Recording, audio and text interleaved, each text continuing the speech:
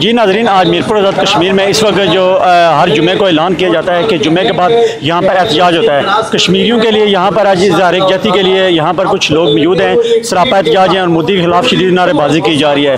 ہر جمعے کو احتجاج ہوتا ہے اور جو کشمیریاں ان کے ساتھ اظہار یکجہتی کی جاتی ہے کہ جو نسل کشی کی جا رہی ہے۔ آج 40-41 روز ہو گئے ہیں جو کرفیو نافذ ہے، وہاں پر ان لوگوں کو کھانے کی اشیاء نہیں مل رہی، دوائیاں نہیں مل رہی اور کافی چیزوں سے وہ محروم ہو چکے ہیں۔ آج ہمارے ساتھ کچھ لوگ موجود ہیں، ان سے جانتے ہیں کہ سر یہ بتائیں کہ 40-41 دن سے کرفیو نافذ ہے، لوگ گھروں میں بند ہیں، ان کو دوائیاں نہیں مل رہی، علاج و معالجہ نہیں ہو رہا، کھانے کے لیے نہیں مل رہا۔ آج عمران خان بھی جا رہے ہیں خطاب کرنے کے لیے، تو آپ کیا سمجھیں گے کیا ہوگا؟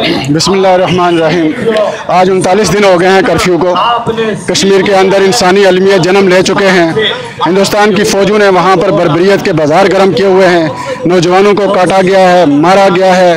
جو خبریں وہاں سے آئی ہیں وہ بھیانک خبریں ہیں، ہم وہ بتانے سے قاصر ہیں، لیکن ہندوستان نے وہاں پر انسانی المیہ کو جنم دے دیا ہے۔ جہاں تک آپ کی یہ بات ہے کہ کشمیری نہتے وہ داخل ہو گئے ہیں، کشمیری یعنی LOC کراس کر چکے ہیں، یہ کشمیریوں کا جذبہ ہے کہ وہ اپنے مظلوم جو کشمیری ہیں جن کے اوپر ظلم و بربریت کے پہاڑ توڑے جا رہے ہیں، ظلم و ستم ڈھایا جا رہا ہے، وہ یہ دکھ اور درد برداشت نہیں کر پا رہے۔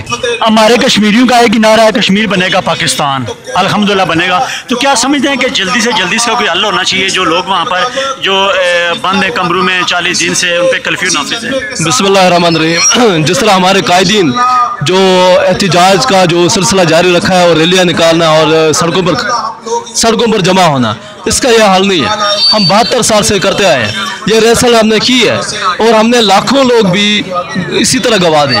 میں کہتا ہوں اس کا واحد حل جہاد ہے، جو ہمارے قرآن اور حدیث کی روشنی میں جو میں قرآن اور اللہ کے نبی صلی اللہ علیہ وسلم کی سنت ہے۔ جی ہمارے ساتھ کچھ لوگ موجود ہیں، ان کا یہی کہنا ہے کہ جو کشمیر میں ظلم و ستم ہو رہا ہے، جو بربریت ہو رہی ہے اور جو کرفیو نافذ ہے اس کو ختم کیا جائے۔